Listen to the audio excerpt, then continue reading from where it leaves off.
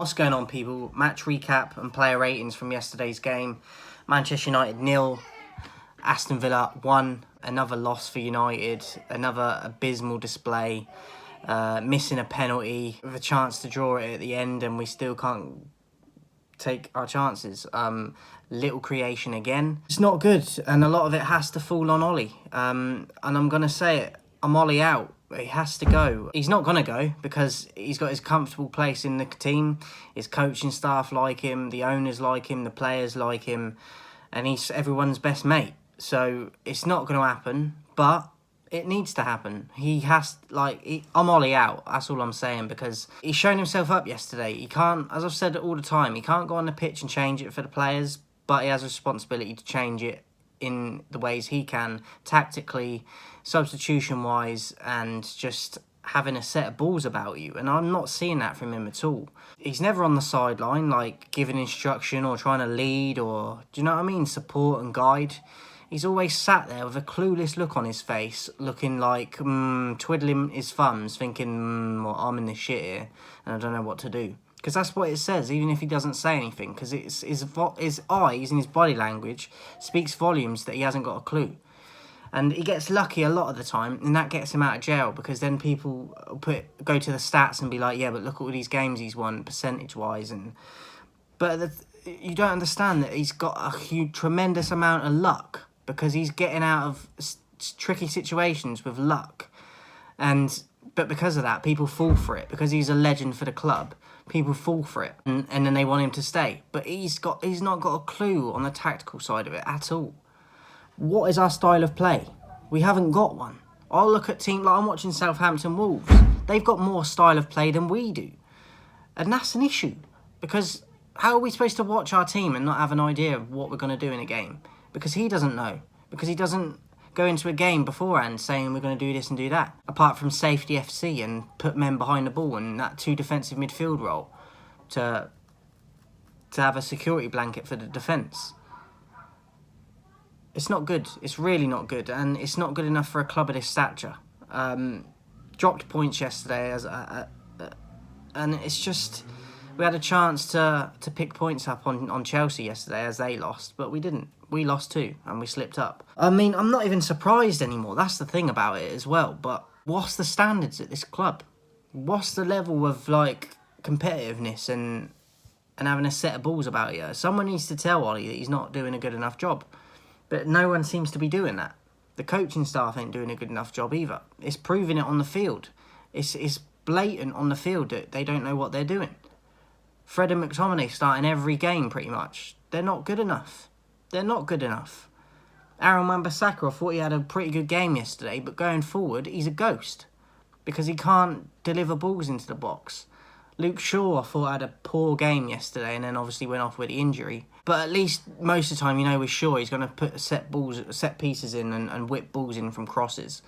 Which Aaron Wan-Bissaka, I do think's improved slightly, but it's still not what we need on that side. Defensively, he's good most of the time, but we lack going forward if we're going to play with wing-backs, which I think he tries to do at times, but it's kind of just spontaneous, and there's no idea to it of when they do it. It's just if it happens, it happens. So, look, embarrassing yesterday. I feel sorry for Ronaldo being in that team because he was poor yesterday, but a lot of it's not his fault because he's not getting no service. Bruno, it was a weird one for me with a penalty, because he didn't do his normal run-up with a stutter and the jump. He just launched it and laced it without the normal run-up and procedure he does normally. So I don't know if the keeper got into his head a bit beforehand, or because he was trying to give Ronaldo some lip, and I don't know what happened with Bruno. I thought he had a reasonably good game before that, but obviously in the ratings I had to bump it down again because he missed that penalty. But I do think he was still one of the better players throughout the game. Greenwood, though, the most selfish performance I've seen from a player in a long time, and I don't understand why he did it. He might have done it because he scored goals from positions yesterday that he didn't, but in the past he has, so he's got the confidence to. But at the same time, you have to make the right decision for the better of the team. And yesterday, every single chance he got, he didn't think for the team. He just fought for himself. And there was a point where Bruno was unmarked in the box. He should have just passed it to him and it probably would have been a goal. And he ignored him, took a shot from an angle that's a tougher angle, no power on it, the keeper collected with ease. And then there was multiple other occasions. There was one where he could have put Ronaldo in and he pretty much ran around in a circle and then took a shot which he scuffed and didn't trouble the keeper anyway. And there was someone on the other side as well, free, that he could have passed to.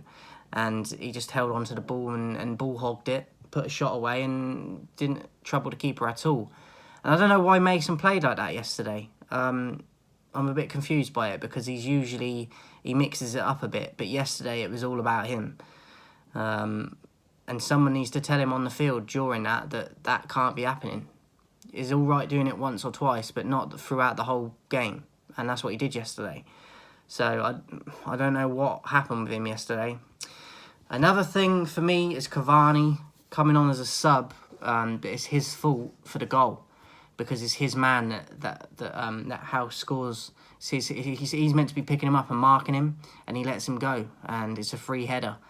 He's not been on the pitch long, but usually with Cavani, you know you're going to get a certain level of effort and performance and aggressiveness and just alertness. And that corner went against everything that I thought Cavani was about in terms of just being switched on and the aggressiveness. And because he's marking him, and then when the ball's delivered, he just lets him go. And then he can't get to close him down in time before it's in the back of the net. So for me, Cavani was the lowest marked player on there. He didn't have a lot of time when he come on, but he still has to do a job in terms of marking that player for that corner.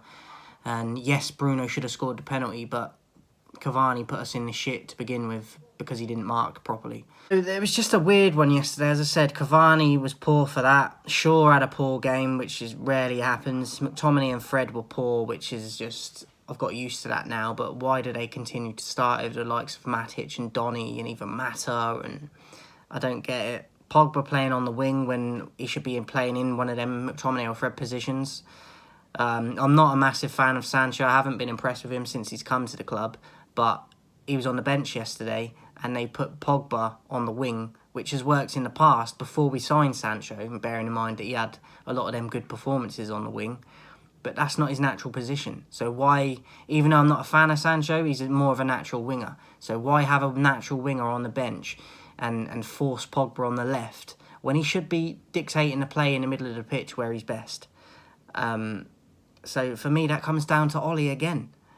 So for the Villa goal, as I said, caught out, Cavani, poor marking, but it all stemmed from just allowing pressure onto us and negative defensive football.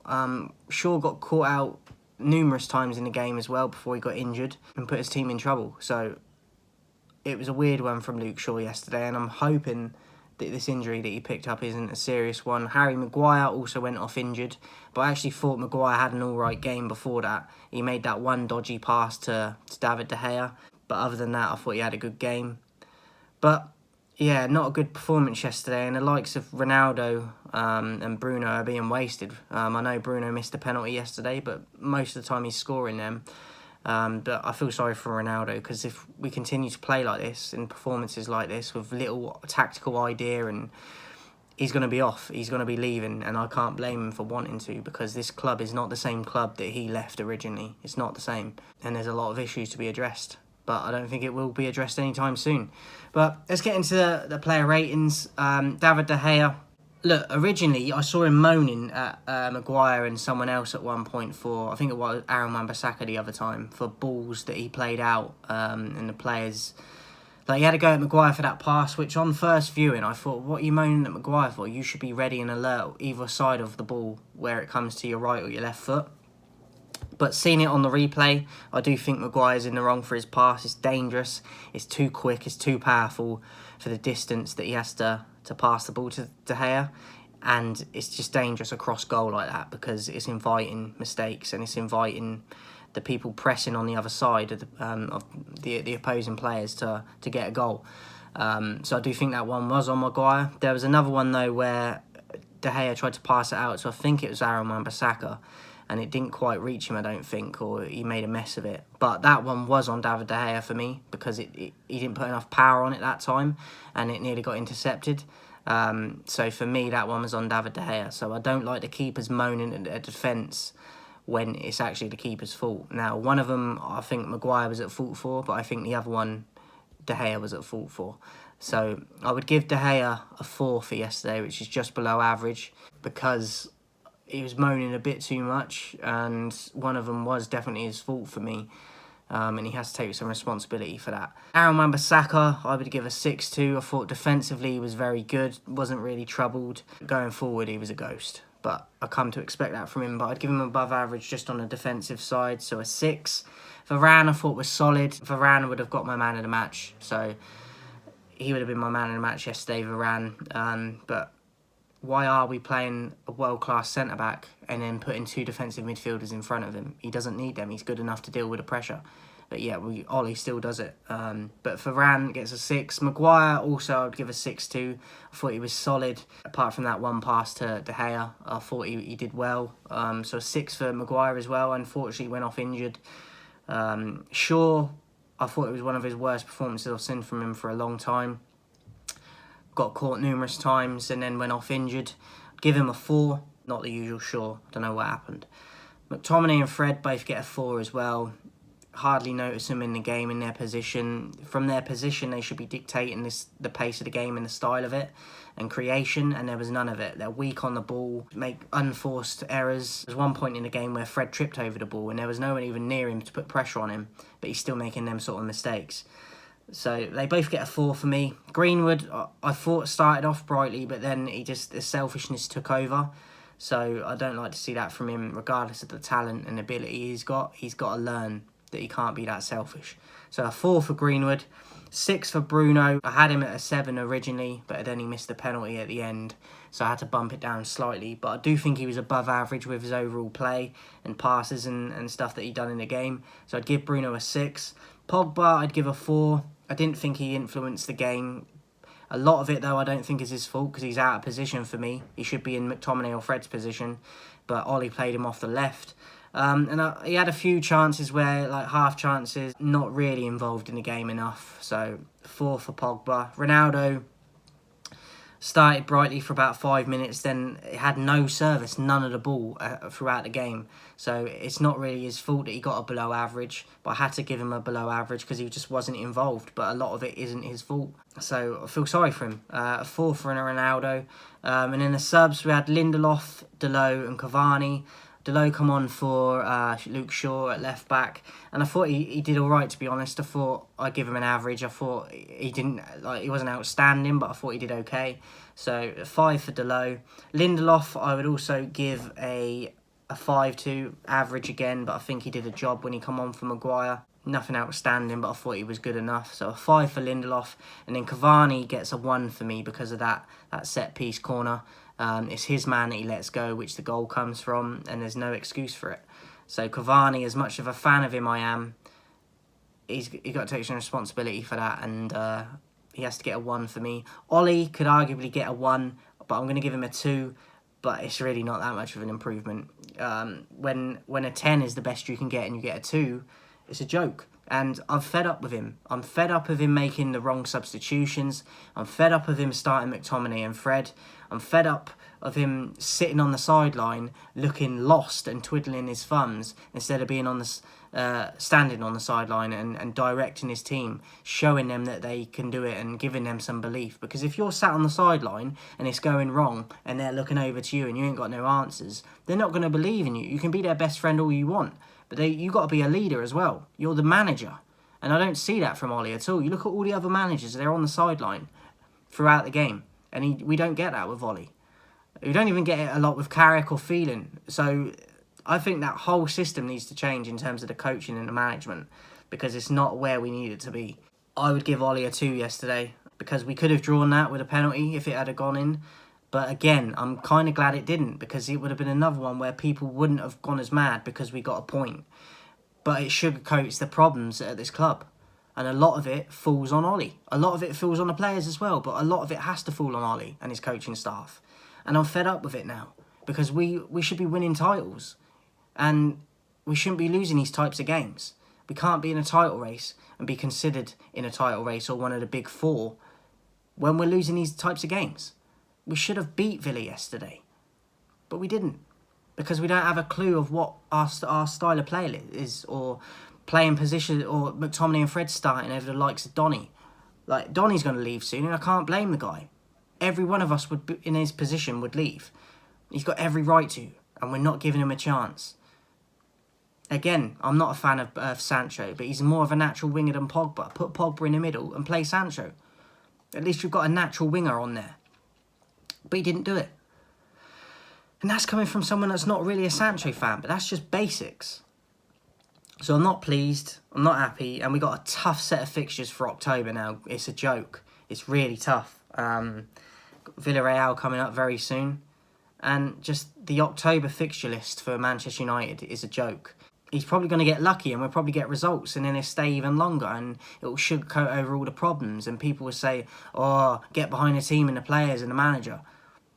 But we've dropped our standards. We can't just expect and be happy with Security FC and Safety FC. We need to start taking risks if we want to challenge the likes of Chelsea and Man City. That's my thoughts on it, guys, and Liverpool for that matter. That's my thoughts on it. Not pleased. I'm not surprised by it anymore. I'm just frustrated and pissed off because we're Manchester United and we should be demanding and expecting a lot more, and we're not getting it. And after as well yesterday, Ollie did the post-match interview and he's saying that we should have got a penalty, but doesn't say anything else. So he's not even addressing or taking responsibility for the lacklustre, abysmal performances we're putting in and the problems that he doesn't have an idea of our style of play, and where's the leadership from him? He just wants to pick at the referee. How about not rely on the referee, and how about have belief in your system and style of play, whatever that is supposed to be, and get results and play decent football doing it? But no, he wants to try and make excuses and blame it on the ref. Tired of it. Absolutely tired of it. Man of the match, I would give to Varane. But that game yesterday, we've thrown the title away already if we were going to be in a title race. But it's gone already. Because we know we're going to get more of these sort of performances going forward, where he's going to start McTominay and Fred. Joke. Absolute joke. And he's not the man for me anymore. I was trying to stay with him as long as I could and believe in him and loved him as a player. But this is a different ball game now. It's not a Solskjaer substitute save us. Do you know what I mean?